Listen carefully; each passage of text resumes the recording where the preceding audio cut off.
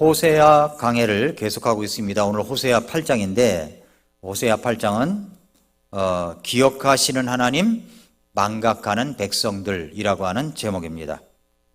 라스콜리니코프라는 청년이 있었습니다. 그 청년은 이런 생각을 갖고 있었어요. 사회에 하등 도움이 안 되는 고리대금업자 한 노인이 있었는데, 한 노파가 있었는데 그 노파는 죽여도 된다, 이런 생각을 갖고 있었어요. 그래서 그 노파를 죽였습니다. 사회에 도움이 안 된다고 생각되기 때문입니다. 그리고 그 노파가 가지고 있었던 모든 돈을 자기가 긁어 모아가지고 자기가 이제 해서 자신같이 명석한 사람이 정의로운 일을 위해서 쓰는 것은 결코 죄가 될 수 없다고 스스로 설득을 했습니다. 그리고는 소위 완전 범죄에 성공했다고 생각했습니다. 아무도 몰라요. 그리고 노파가 가지고 있는 돈도 자기가 가져왔습니다. 그러나 그 청년 라스콜리니코프는 살인을 저지른 후에 뜻밖에도 자기 마음 깊은 곳에서부터 양심이 외치며 자기를 고발하는 그런 소리를 듣기 시작했습니다. 그는 양심의 고소 앞에 얼어붙고 말았습니다. 이런 내용을 담고 있는 책이 도스토예프스키의 죄와 벌입니다. 그 책에 그런 내용이 나와요. 이 책의 주제가 뭐라고 그랬냐면은 아무도 죄로부터 자유로울 수 없다라는 겁니다. 아무도 죄로부터 자유로울 수 없다. 죄를 지으면 벌이 오는 겁니다. 그래서 죄와 벌이에요. 죄를 지으면 벌이 옵니다. 그 양심이 자신을 향하여 소리칩니다. 호세아 8장은 어떤 내용이냐면 하나님을 망각한 죄와 벌에 대한 이야기예요. 하나님을 망각한 죄와 벌. 지금은 우리가 살고 있는 시대를 가리켜서 포스트 모던 시대라고 이야기를 합니다. 이 시대는 모든 것을 상대적으로 가치를 매겨요. 절대적인 가치는 없다고 생각합니다. 절대적인 진리도 없다고 생각합니다. 절대적인 정의도 없습니다. 누구나 자기가 옳다고 하면 옳은 겁니다. 이것이 포스트 모던 시대의 가치관입니다. 사람들은 마음에 이 도덕적인 죄에 대한 감각이 없어졌습니다. 죄에 대한 감각을 잃어버렸어요. 그러나 아무리 의도적으로 죄를 피해보려고 하고 자신의 행동이 죄가 아니라고 스스로를 합리화하려고 할지라도 인간은 죄로부터 자유로울 수가 없다는 겁니다. 왠지 아십니까? 하나님이 주신 양심이 있는 거예요. 양심이. 호세아 8장은 인간은 누구든지 아무도 죄로부터 자유로울 수가 없다, 이런 내용을 담고 있는 거예요. 호세아 대언자는 북이스라엘 백성들이 죄를 범하고 있던 그 죄를 고발을 합니다. 지적을 해요. 그리고 그 죄악들로 인해서 초래할 수밖에 없었던 죄악의 벌을 이야기합니다. 그 호세아 8장을 통해서 이스라엘 백성들의 이 범한 근본적인 범죄가 무엇인가를 이야기하는 거죠. 14절 보세요. 14절 보니까 이스라엘은 자기를 만드신 이를 잊어버렸고 신전들을 지으며 유다는 요새 도시들을 많이 늘렸으나 내가 8장 14절 내가 그의, 제가 프린트를 잘못했어요. 타자를 잘못해서 내가 그의 도시들의 불을 보내어 그 불이 그 도시들의 궁궐들을 삼키게 하리라 그랬거든요. 그런데 여기 14절은 뭐냐면은 이스라엘이 잊어버렸다라는 얘기가 나오죠. 거기 잊어버렸다라는 얘기가 나와요. 뭘 잊어버려요? 자기를 만드신 이를 잊어버렸습니다. 근데 13절에는 뭐라고 나오냐면은 13절에는 그들이 내 헌물의 희생물로 고기를 드리고 그것을 먹을지라도 주는 그것들을 받지 아니하며 이제 그들의 불법을 기억하여 그들의 죄들을 벌하리니 그들이 이집트로 돌아가리라. 여기 보니까 하나님께서는 그들의 불법을 기억한다는 얘기가 나옵니다. 여기 하나님께서는 불법을 기억합니다. 그런데 이스라엘은 자기들을 만드신 분을 잊어버렸습니다. 그러니까 여기 호세아는 뭐냐면은 기억하시는 하나님, 망각하는 백성들입니다. 망각하는 백성들이에요. 그래서 어떤 죄악이냐? 하나님께서 이제 망각 상태에 접어든 이스라엘 백성들의 죄악을 구체적으로 지적을 하십니다. 어떤 죄냐? 그 망각의 범죄가 5가지가 나와요. 망각의 범죄가 5가지가 나옵니다. 자, 첫째 범죄는 1절에 나오는데 하나님의 율법을 범한 죄악입니다. 8장 1절에 그랬죠? 나팔을 네 입에 댈지어다. 그가 독수리같이 주의 집을 대적하러 오리니 이는 그들이 내 언약을 범하며 내 율법을 범하였기 때문이라. 율법을 범했대요. 하나님의 율법을 범했습니다. 이스라엘 백성들이 하나님의 율법을 범한 죄악을 첫 번째로 하나님께서 기억하시고 꺼내십니다. 그 율법이 뭡니까? 하나님께서 왜 이스라엘 백성들에게 율법을 주셨죠? 그 이야기가 출애굽기 19장 5절과 6절에 나와요. 출애굽기 19장 5절 6절. 그러므로 이제 너희가 참으로 내 목소리에 순종하고 내 언약을 지키면 너희는 내게 모든 백성들보다 뛰어난 특별 소유 보물이 되리니 이는 온 땅이 내 것이기 때문이라. 또 너희는 내게 제사장 왕국이 되며 거룩한 민족이 되리라. 네가 이스라엘 자손에게 고할 말들이 이러하니라 하시니라 말씀했죠? 그러니까 율법의 핵심이 여기 나와 있는 겁니다. 하나님의 약속을 이스라엘 백성들이 망각을 했어요. 잊어버렸습니다. 그러니까 무슨 말이냐면 하나님께서 하지 말라고 하신 것을 했고 그리고 하라고 하신 것을 하지 않았습니다. 그것이 율법을 범한 거예요. 그 결과로서 그들이 3절의 결과를 가져옵니다. 3절에 뭐라고 그러냐면은 이스라엘이 선한 것을 내버렸으니 원수가 그를 추격하리라. 선한 것을 내버렸답니다. 이스라엘 백성들이 버린 것이 먼저 뭘 버렸어요? 하나님을 버렸어요. 하나님을 잊어버렸습니다. 선하신 하나님을 떠나면 사람은 표준을 잃어버리게 됩니다. 기준이 없는 거예요. 그러니까 이게 죄인지 아닌지 모르는 거예요.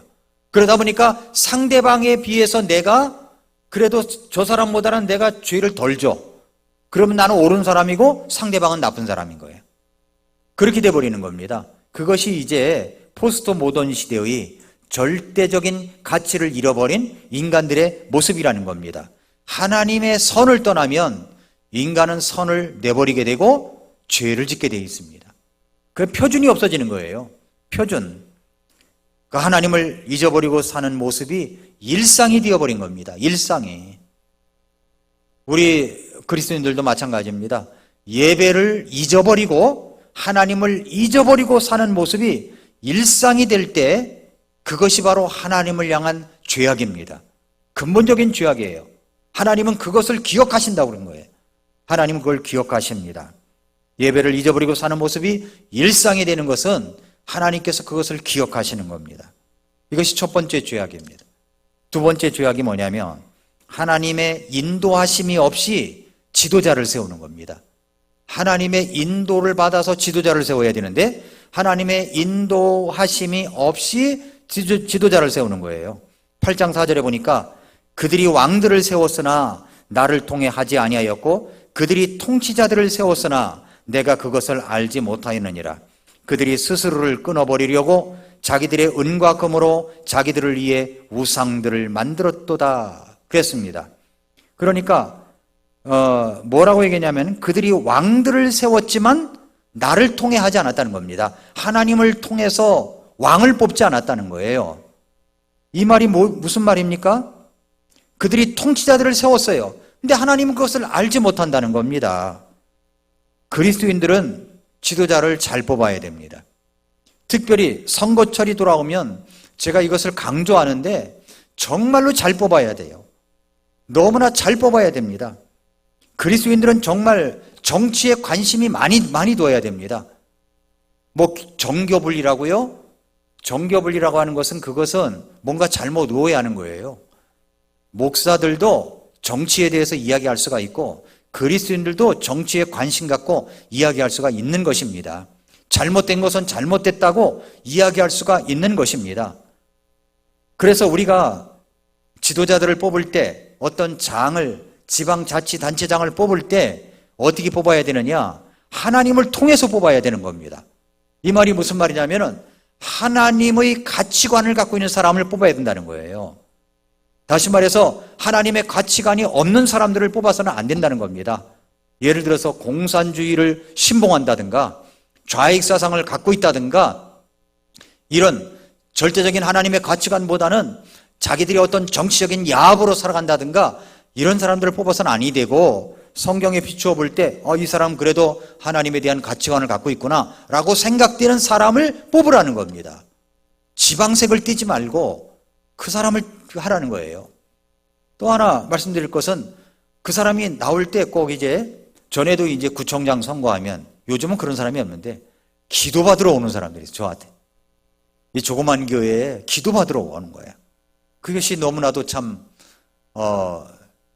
너무나 그래서 제가 기도를 많이 해드렸는데 떨어졌습니다.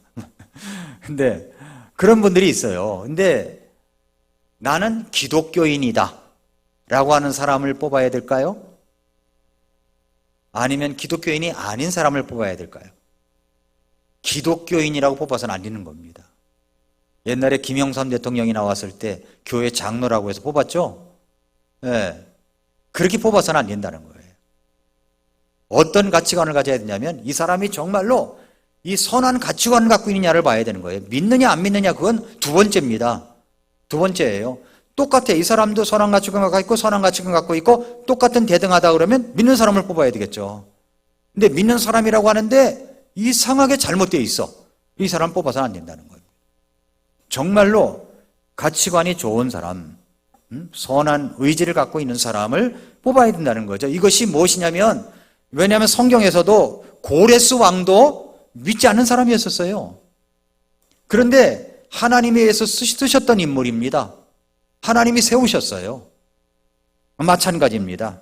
그리스도인들이 깨어 기도할 때가 언제냐면은 바로 선거가 있을 때 기도 많이 해야 되는 겁니다. 우리 강동 구청장도 잘 뽑아야 됩니다. 서울시장도 잘 뽑아야 돼요. 특별히 서울시 교육감을 잘 뽑아야 돼요. 교육감을 잘못 뽑으면은 교육이 망쳐요, 교육이. 아주 잘못된 것들을 애들에게 주입시켜버리고 망쳐지는 겁니다.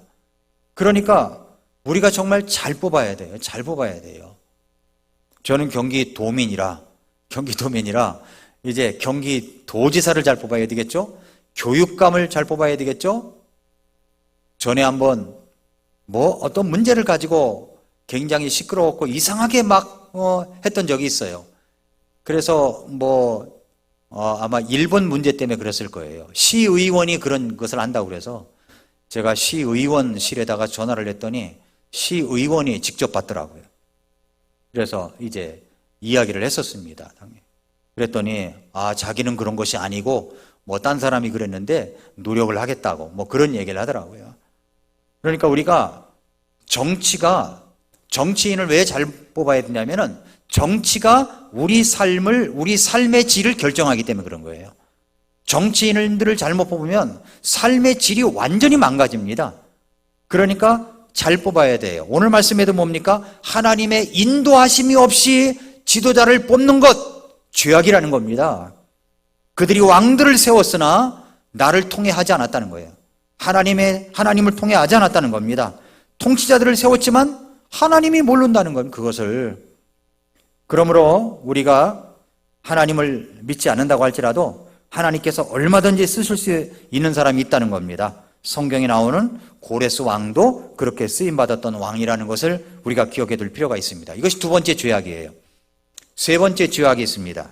세 번째 죄악은 우상숭배의 죄를 저질렀습니다. 우상숭배의 죄. 호세아 8장 4절부터 6절에 보니까 그들이 왕들을 세웠으나 나를 통해 하지 아니하였고 그들이 통치자들을 세웠으나 내가 그것을 알지 못하였느니라. 그들이 스스로를 끊어버리려고 자기들의 은과 금으로 자기들을 위해 우상들을 만들었도다. 오 사마리아야, 네 송아지가 너를 내버렸느니라. 내 분노가 그들을 대적하여 타올랐나니 그들이 무죄함에 이르려면 얼마나 있어야 하겠느냐. 그것은 또한 이스라엘로부터 나왔고 기술자가 그것을 만들었으므로 그것은 하나님이 아니니라. 오히려 사마리아의 송아지는 부서져 산산조각 나리니라고 했습니다. 하나님께서는 어느 시대나 가장 미워하시는 범죄가 뭐냐면 우상숭배예요. 우상숭배. 설악산 올라가려고 그러면은 정말로 우리나라에서 제일 큰 불상이 딱 자리하고 있죠. 예, 우상숭배입니다. 우상숭배. 이스라엘은 바로 그 우상숭배 때문에 망한 나라예요. 망한 나라예요. 은과 금으로 형상을 만들어 섬기는 일이 아주 자주 있었습니다. 그래서 하나님께서는 뭐라고 그랬습니까? 기술자들이 그걸 만들었다는 거예요. 기술자들이.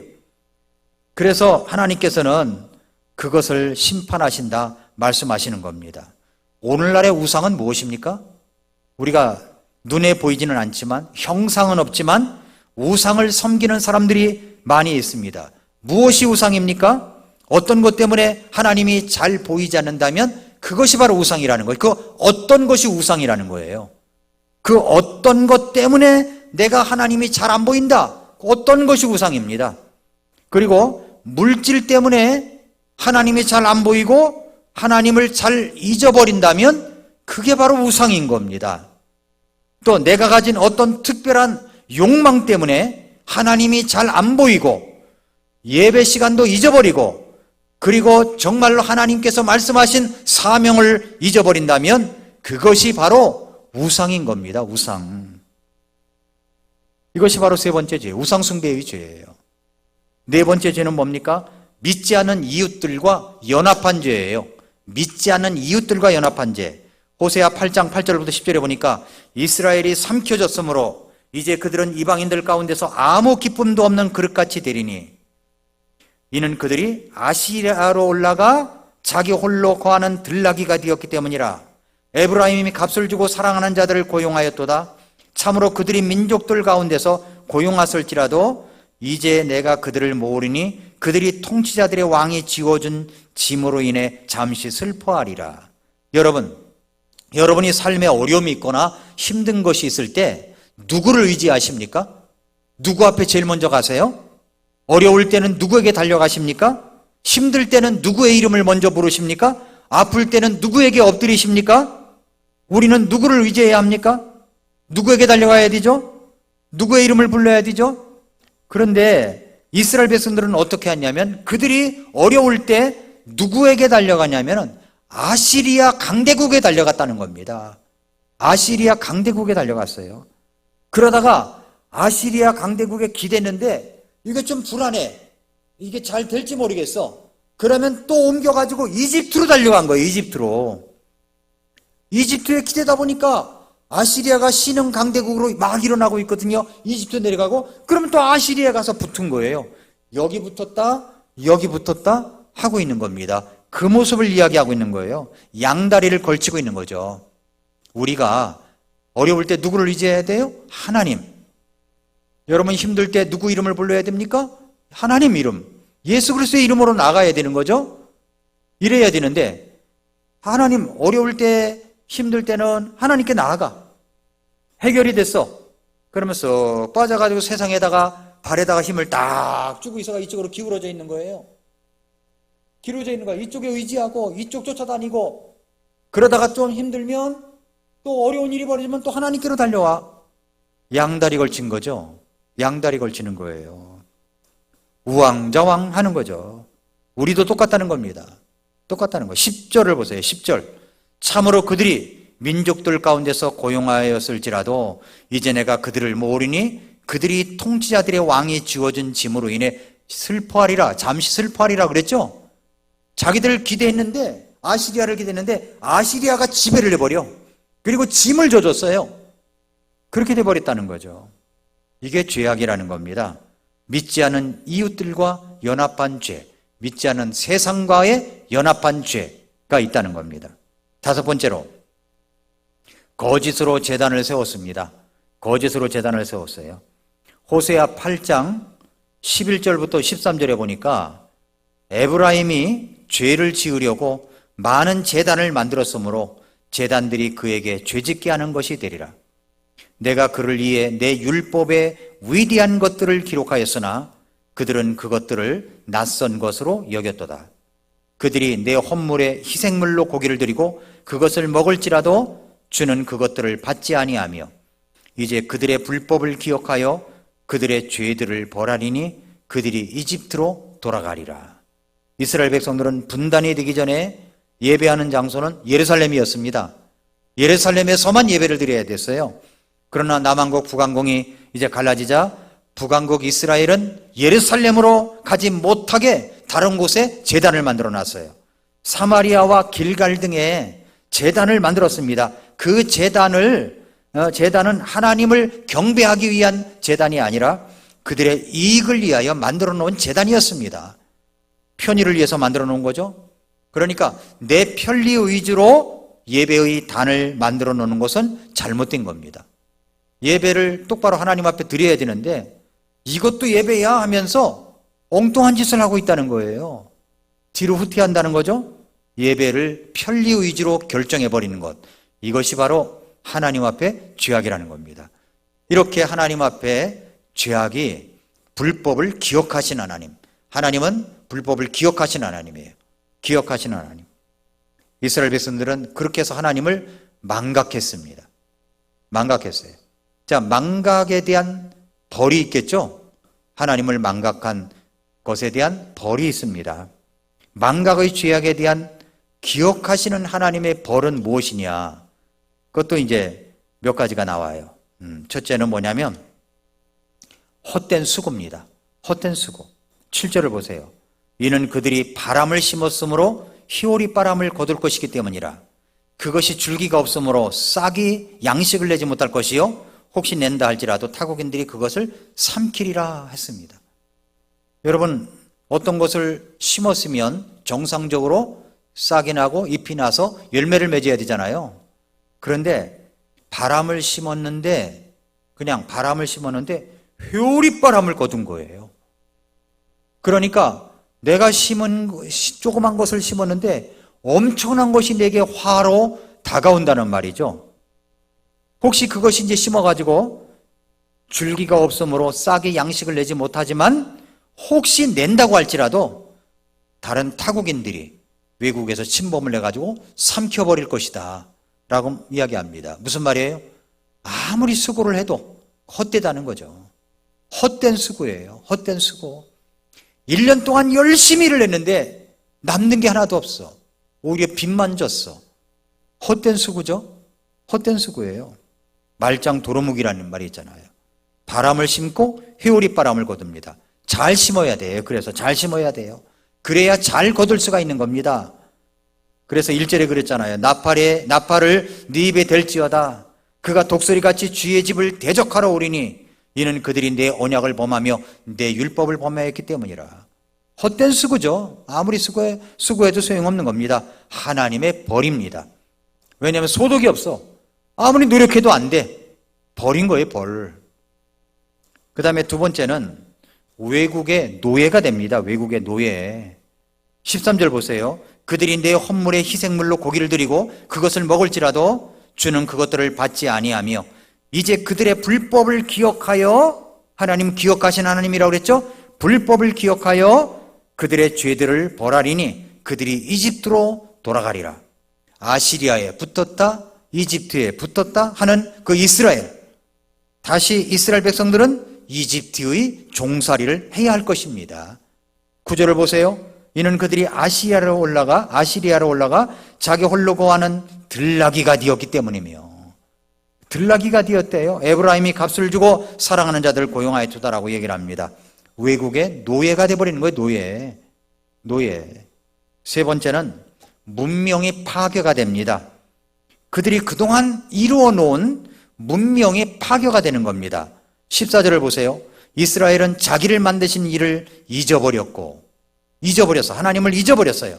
신전들을 지으며 유대하는 요새 도시들을 많이 늘렸지만, 문명이죠. 신전들을 만들어 놓고 요새 도시들을 많이 늘렸지만 내가 그의 도시들에 불을 보내요. 그 불이 그 도시들의 궁궐들을 삼키게 하리라. 문명의 파괴죠. 문명의 파괴예요. 자, 하나님은 기억하신 하나님입니다. 그런데 이스라엘 백성들은 하나님을 잊어버렸어요. 망각의 죄를 저질렀습니다. 그러므로 하나님께서는 기억상실에서 벗어나라고 이 말씀을 주시고 있는 겁니다. 하나님은 기억하시는 분이세요. 그래서 우리들에게 기억하라는 말씀을 정말 많이 주셨어요. 이스라엘 백성들이 출애굽을 해가지고 광야를 40년 동안 지나서 이제 가나안 땅에 들어가기 직전에 하나님께서 모세를 통해서 주셨던 신명기 말씀에 기억하라는 말씀이 17번이 나와요. 제가 세봤어요. 17번이 나와요. 한번 신명기 한번 보세요. 신명기 열어보세요. 5장 15절. 기억하라 라는 말씀이 신명기 읽을 때 기억하라는 단어를 찾아가지고 읽어도 재밌습니다. 신명기 5장 15절 열어보십시오.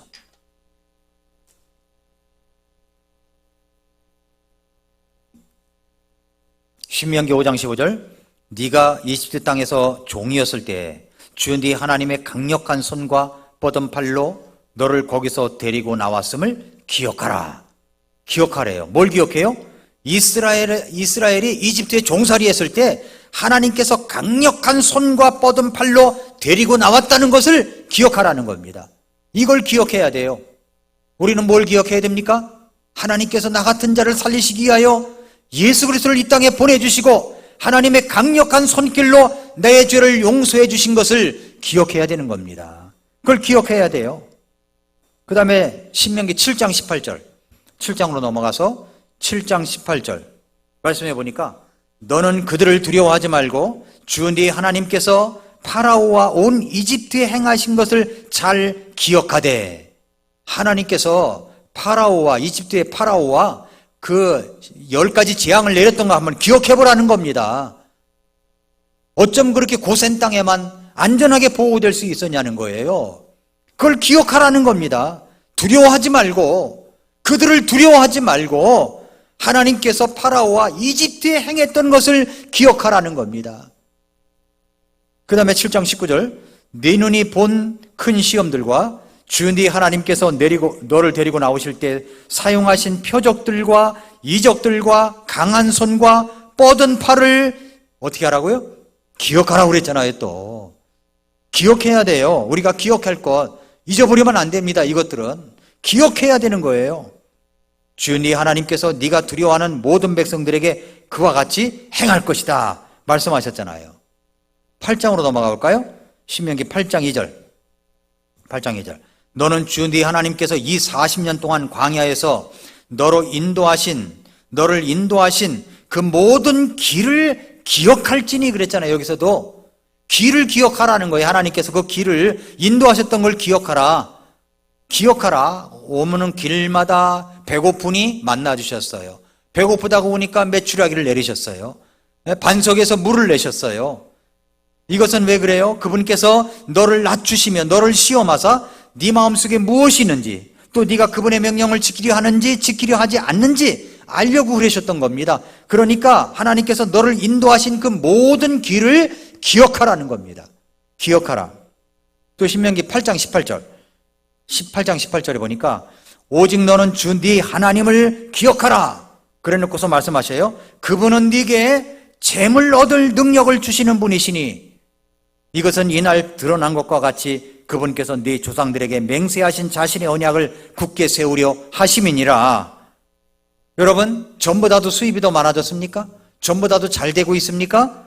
전보다도 재물 얻은 능력이 하나님이 주셨구나라고 생각하십니까? 그럼 누구를 기억해야 돼요? 하나님을 기억하라는 거예요. 하나님을 기억하라는 거예요.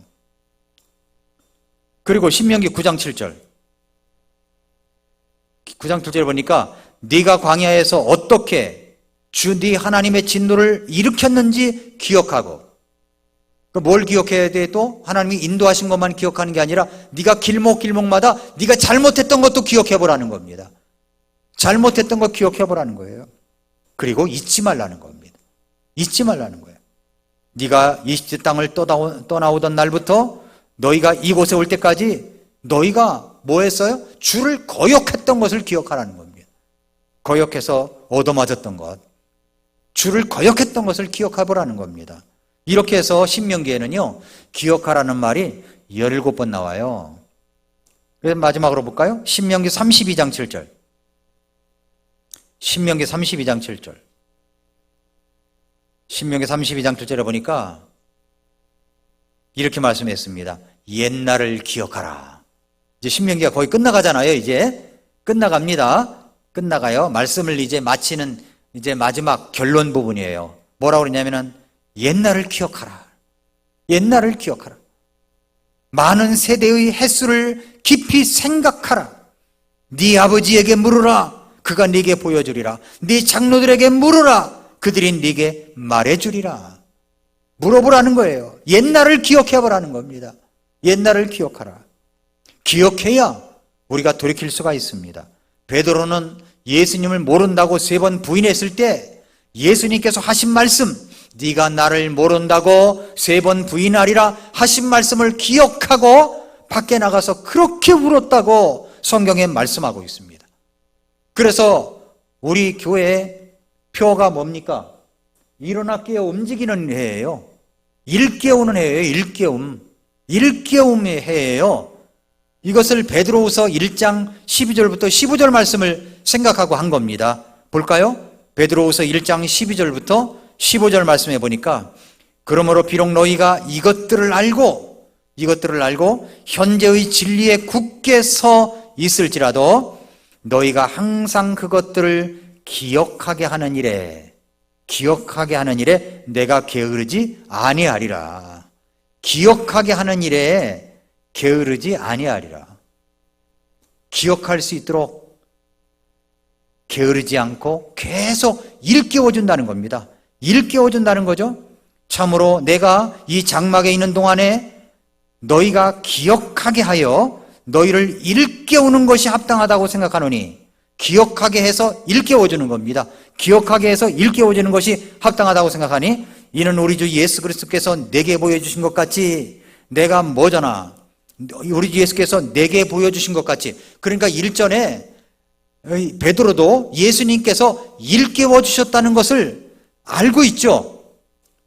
알고 있었습니다. 여러 가지 상황 속에서 일깨워 주셨다는 것을 자기가 깨달았습니다. 예수 그리스도께서 내게 보여주신 것 같이 내가 뭐잖아 반드시 나의 이 장막을 벗어야 할 줄 알기 때문이라. 또한 내가 죽은 뒤에도 너희가 항상 이것들을 기억할 수 있도록 내가 애쓰리라 그랬어요. 이것들을 기억하도록 내가 애쓰리라. 내가 죽은 뒤에도 너희들 기억해야 돼. 이 말씀이죠? 그 말씀입니다. 그래서 일깨워주는 거예요. 일깨워주는 거. 저는 이 말씀을 보면서 제 사명을 깨닫습니다. 제 사명은 뭐냐면 우리 성도님들 모두 다 일깨워주는 사명이 제게 있는 거예요. 기억할 수 있도록 돕는 겁니다. 그래서 말씀을 묵상하고 생각하고 매일 여러분이 들을 수 있도록 하는 겁니다. 매일 들을 수 있도록. 너희가 항상 이것들을 기억할 수 있도록 애쓰리라. 애쓰리라. 기억해야 됩니다. 마지막 말씀 하나만 더 보겠습니다. 요한계시록 2장 5절. 요한계시록 2장 5절 보니까 그러므로 네가 어디에서 떨어졌는지 기억하고, 잘못된 것, 내가 하나님 앞에 뭔가 좀 망각한 죄가 있다면 어디서 떨어졌는지 기억하고 회개하여 처음 행위를 가지라. 회개하여 처음 행위를 가지라. 만약에 그리하지 아니하고 회개하지 아니하면 등잔대를 그것의 자리에서 옮기겠다는 말입니다. 다시 말해서 더 이상 쓰지 않겠다는 겁니다. 더 이상 쓰지 않겠다는 거예요. 더 이상 쓰지 않겠다는 거예요. 주님은 기억하시는 분이십니다. 우리는 망각의 죄를 저질러서는 안 됩니다.